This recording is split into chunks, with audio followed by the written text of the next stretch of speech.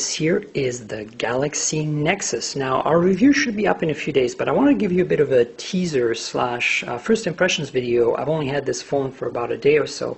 So as you can see, the back is very typical Galaxy S2 like Samsung. You get this patterned a cover that snaps in place. Now, on this phone, it's a little harder to snap, and that's one of the first things we noticed.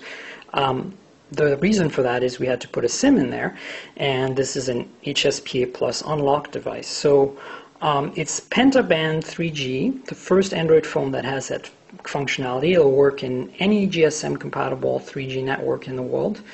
That means also AT&T and T-Mobile in the US. It's also quad-band edge for backwards compatibility with 2G. There's a camera here. It's a 5 megapixel autofocus with 1080p video. It's a little bit of a step down from other Galaxy S2 devices. Now, we've taken a few pictures and it's pretty good, but the verdict's still out as to whether it was a good idea to downgrade. You know, it's not all about megapixels, obviously. There is a Google logo here and a Samsung logo. Of course, here is a speaker. Now, on the right-hand side, you'll find the power lock key as well as some gold contacts of some kind, probably for a dock. It's a pretty thin phone. On the left-hand side is the volume rocker here. And then on the bottom you have a micro USB charge and data port as well as headphone jack and a microphone. Nothing really here on the top. So let's power this guy up. So here you go. And so inside you'll find a TI OMAP dual core 1.2 gigahertz processor as well as 1 gig of RAM, which is quite a nice amount of RAM. And here's the boot animation. The screen is a 4.65-inch display. It's a pretty large screen. Of course, there's no physical buttons at the bottom, which is why the bezel is so small. And it's a HD display, so it's 720 by 1280 pixels. It's a Super AMOLED, and it's not of the Plus variety, which means it's a pentile display. So this is the lock screen here. You can see I'm on T-Mobile, and you can either slide to the left or right. To the left is the camera, and to the right is the unlock. So this is the home screen. Ice cream sandwich, Android 4.0.1. First phone of its kind, first device of its kind with this OS. Big news here, lots of changes, a very honeycomb-like UI.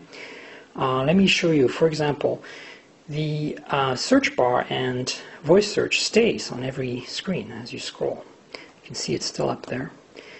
And that's one of the first things that I noticed. And then, of course, you get the software keys down here. You can see the back, home, and app keys. This shows you which apps are running. So menus are generally brought up custom, some kind of custom button in each app. So for example, the web browser here. So I'm connected to HSPA Plus T-Mobile here. If you scroll down here, you can see there's a 3 ... kind of buttons, and this is the menu you get now. That's one of the big changes. So how are you going to get to the settings? Well, you can go to the app tray, which I'm going to show you in a second, or you can just scroll the notification bar down and go into the settings like that. You notice they rearranged a few things. Wi-Fi and Bluetooth are at the top, which is really nice. And then here in the About phone, there's a nice little Easter egg, so I'm going to show it to you. If you tap on Android version a few times, you get this guy, and if you hold this down, it gets bigger, the vibration motor vibrates. And if you do it enough times, you'll get to this kind of cute little ice cream sandwich Android robot animation. So, the app tray, I can just hit the home button here. Here's the app tray. So you have apps and widgets, a bunch of widgets here. And of course you can go to the market by tapping on the market button. Let me show you this cool animation. So if you go to the next screen, you can see it starts fading in like that. Yeah, and of course you have to go all the way.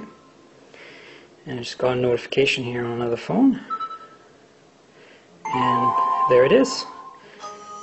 All my phones are going off.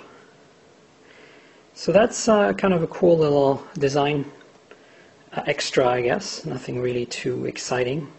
But it looks good. The screen is really quite gorgeous. It's Super AMOLED, so it's got incredible viewing angles and very dark, deep blacks and really saturated colors. It's very low brightness right now. I've got it set to low setting because to not interfere with the camera, yet it still looks really, really good. Another thing I noticed, you see a whole bunch of apps already installed. It actually, when I logged into Google during setup, pulled down all my apps that I'd installed on my account and installed them for me, which was really fantastic. The other thing it does, it automatically logs you into Google Plus if you have a Google Plus account. So that's kind of nice. Let's see. I want to wrap this up, since the review should be up in a few days. I want to show you a little bit of a history lesson. So this is the Galaxy Nexus, and this here is the the Nexus S from last year. So gingerbread, ice cream sandwich, and then going back in time a little further, we have the Nexus 1. So this is the Nexus 1, and as you can see, they've gotten bigger in size over the years and a little thinner as well.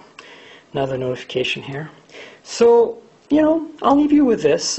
Expect our review soon, and stay tuned for more on ice cream sandwich and the Galaxy Nexus.